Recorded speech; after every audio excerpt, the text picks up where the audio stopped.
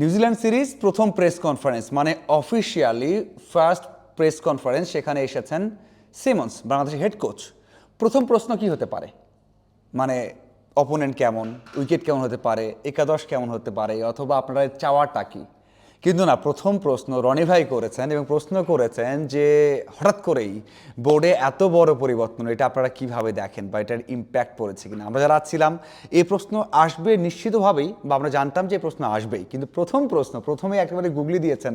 এটা আসলে কেউই আসলে এটা মানে আশাও করেনি, ভাবেওনি। রনি ভাই সেই প্রশ্ন করেছেন, উত্তর দিয়েছেন, যদিও একটু ইতস্তত বোধ করেছেন যে আসলে প্রথমেই এমন বড় একটা উত্তর দিতে হচ্ছে। সেখানে বলেছেন না, ইম্প্যাক্ট পড়ে না, যারা খেলবেন তারা ঠিক মতোই কিন্তু প্রিপারেশন নিয়েছেন। কিন্তু একটা পর্যায়ে গিয়ে প্রথম দিকে টানা 4 থেকে 5টা প্রশ্নই করা হয়েছে যে এই যে পরিবর্তনটা, এটা আপনি কীভাবে দেখেন, পরিবর্তনে ইম্প্যাক্ট পড়ে কি না, তামিম ছিলেন ক্রিকেটার, হয়ে গেলেন সভাপতি, এই সব নিয়ে প্রশ্ন করার পর একটা পর্যায়ে সিমন্স বললেন যে আমরা ক্রিকেট প্রসঙ্গে আসি, মানে আমরা ক্রিকেট নিয়ে থাকি, মানে উত্তর দেবেন না, দিতে চাইছেন না।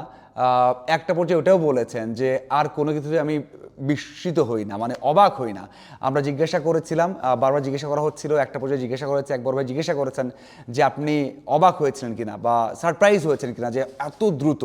আমরা সবাই জানি যেমন ওই দিনটা যখন পরিবর্তন হয়েছে, তখন আমিনুল ইসলাম বুলবুল সাবেক সভাপতি মাঠ দেখতে গেছেন, এসে দেখেন যে তিনি আর সভাপতি নেই। তো এই বিষয়টাতে তিনি বিস্মিত হয়েছেন কিনা, অবাক হয়েছেন কিনা, সেখানেও একটা মজার উত্তর দিয়েছেন।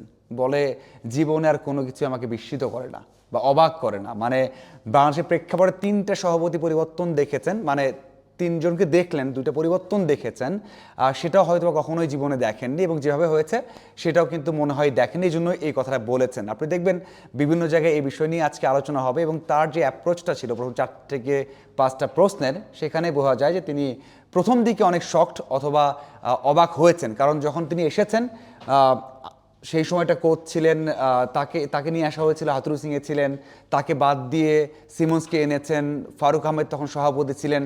ফারুক আহমেদকে যেভাবে বাদ দেওয়া হয়েছিল 2 দিনের মধ্যে বা 2 দিনের নোটিশে, সেটাও তাকে অবাক করেছে। এরপর আবার আমিনুল ইসলাম বুলবুল নির্বাচন করলেন, নির্বাচন করে সভাপতি হলেন, এরপর তাকেও চলে যেতে হলো। সেই বিষয়গুলো তো অবশ্যই অনেক বেশি অবাক করেছে, এবং এই পর্যায়ে এসে তিনি বলছেন যে আমাকে বা আমার জীবনে আর কোনো কিছুই অবাক করে না, আমি সারপ্রাইজ হই না, মজা করে বলেছেন। এবং এরপরে যে বিষয়গুলো এসেছে, আসলে প্লেয়ারদের উপর কোনো ইম্প্যাক্ট পড়ে কিনা। দেখুন, সব কিছুর মূলে কিন্তু খেলা, মানে এত কিছু যে হচ্ছে মাঠের বাইরে, সব কিছু মূলে কিন্তু খেলাটা, এই খেলাতে ইম্প্যাক্ট পড়ে কিনা সেই প্রশ্ন করা হয়েছে।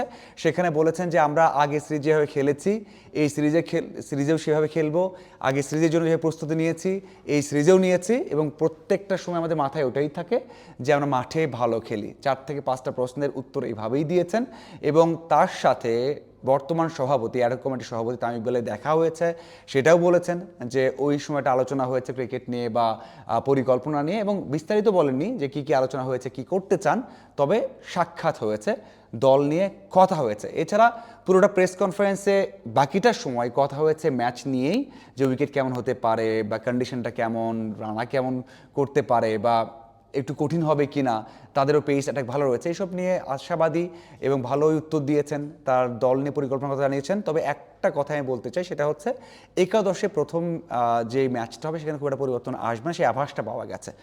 কারণ আগে সিরিজ জিতেছে বাংলাদেশ দল, লাস্ট ম্যাচে ব্যাটাররা ভালো করেছে, সেখান থেকে এখানেও চান যেন অপরিবর্তিত একটা স্কোয়াড থাকে। যদিও হাতে আর কিছু সময় আছে, পরিবর্তন আসলে পরের বিষয়, বাট তিনি বুঝাতে চেয়েছেন যে এখান থেকে খুব একটা নটচট তিনি করবেন না। এছাড়া উইকেট ভালো হবে, দিনে দিনে খেলা হবে, এটা একটা ইম্প্যাক্ট পড়তে পারে।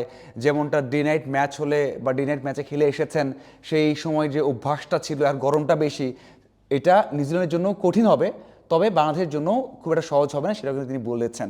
এক কথায় পুরোটা প্রেস কনফারেন্সের যে চুম্বক অংশ বলেন, সেটা ওটাই যে বোর্ডে বারবার পরিবর্তন আসছে, এটার ইম্প্যাক্ট পড়ে কিনা। আমার যেটা মনে হয়, যদি আমার মতামত জানতে চান বা আমি যতদিন কাভার করেছি, মনে হয় প্রত্যেকটা অ্যাকশনের একটা ইম্প্যাক্ট থাকে, খারাপ অথবা ভালো। এর আগেও যা হয়েছে আমি তখনও বলেছি ইম্প্যাক্ট থাকে, এখনও ইম্প্যাক্ট থাকবে। সেটা ভালোভাবে নেয়, ভালো হয় না খারাপ হয় সেটা দেখার বিষয়, কারণ প্রত্যেকটা বিষয়, বিসিবি ক্রিকেটারদের নিয়ে প্রত্যেকটা বিষয়ে একটা ইম্প্যাক্ট পড়বেই, কারণ প্রত্যেকটা জিনিস একে অপরের সাথে সম্পর্কিত।